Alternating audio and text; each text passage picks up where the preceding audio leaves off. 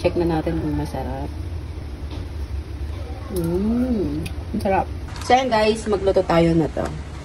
So papakita ko sa inyo kung paano ko lutuin. Gayahin natin to kung paano tayo kagaling magluto. Ayan. So ito yung spice. Ito yung Cantonese clay pot rice.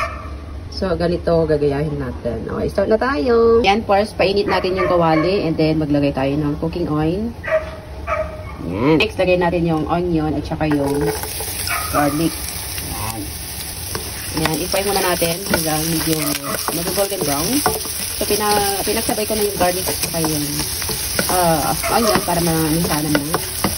Yan. So, medyo okay na. So, lagyan pa natin mga 2 seconds.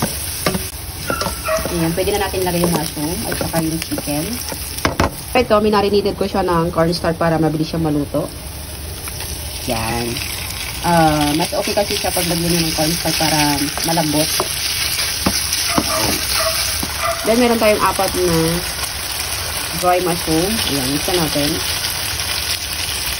So, haluin lang.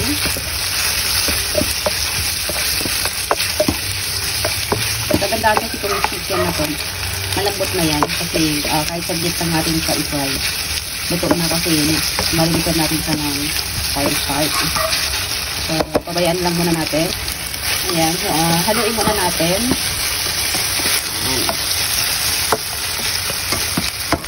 So, maglagay tayo ng black pepper.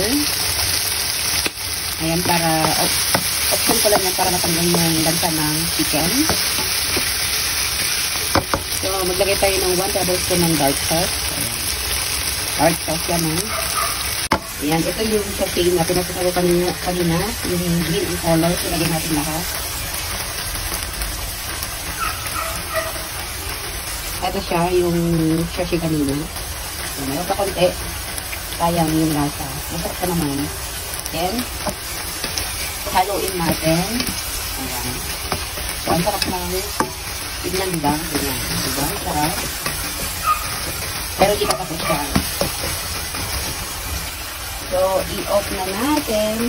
Turn off na natin yung switch off na natin yung kalan. At i-transfer na natin sa rice cooker. O, diba? Ang sarap ng tignan, diba? Yung sauce niya kasi masarap siya. Para siyang adobo. So, ito, meron tayong 2 cup na rice. So, nilagyan mo na siya ng water. So, tansyahin na lang. Ayan. So, ito transfer natin dito.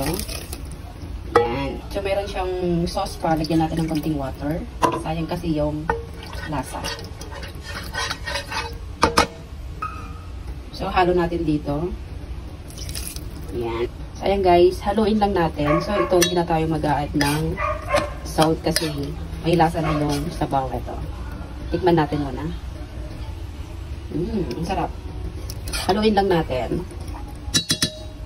Ayan. So, lagyan na natin sa rice cooker. So, ayan. Lagyan na natin. At lutuin natin siya ng 35 minutes.